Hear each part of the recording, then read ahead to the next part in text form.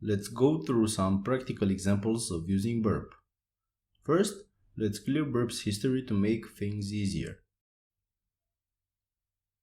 Then, go to WebGoat, browse to A5 Broken Access Control, and click Insecure Direct Object References. We see some examples here on how an IDOR looks. It's basically a direct link to a certain resource, and it's usually accessible with a predictable ID.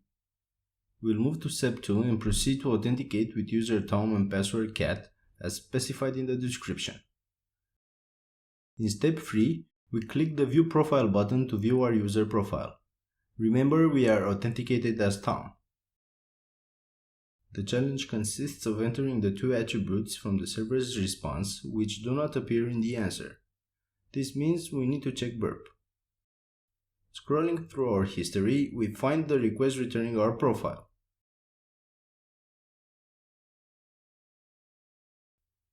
So the 2 extra fields we were looking for are role and user ID.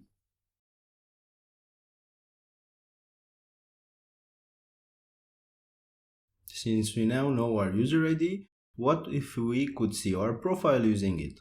This is how a REST resource usually works.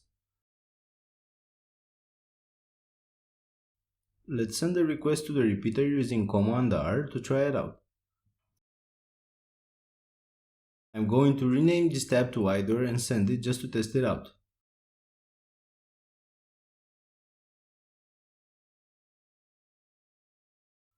We get the same response as the previous time. Let's copy the user ID and append it to our GET request. We're trying to access our profile with its direct resource ID.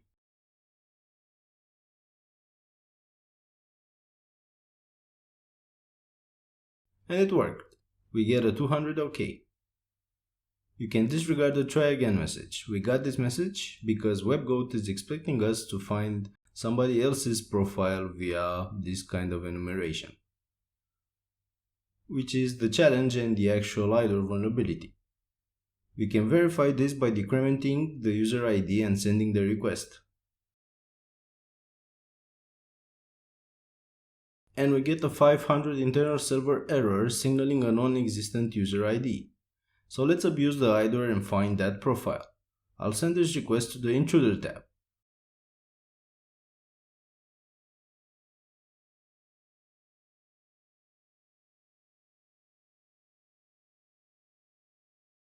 Burp automatically completes most information for us. We only need to adjust the payload marker and set the payloads. Click on the Positions subtab. First, I'm going to remove all the payload markers with the Clear button. Then, select the user ID part of the request and click Add. Moving on to the Payloads subtab, we'll use Burp's payload generation features to create our payloads. From payload type, choose numbers. In the next section, leave the sequential checkbox selected as this is what we need.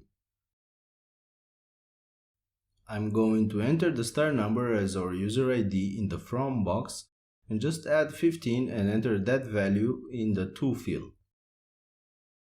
We need to use increments of 1 and set max fraction digits to 0 to make sure that Burp only generates integer numbers. Note that Burp tells us how many requests it will issue for this attack. Consider this especially when using big payload lists or multiple sets of payloads. And that's it. Just click Start Attack. We can observe now that valid user IDs return 200 OK, while invalid ones returned 500 internal error. Immediately, we see our user ID returning 200 OK. And we find another user ID returning 200 OK. We can also observe this by looking at the response length column.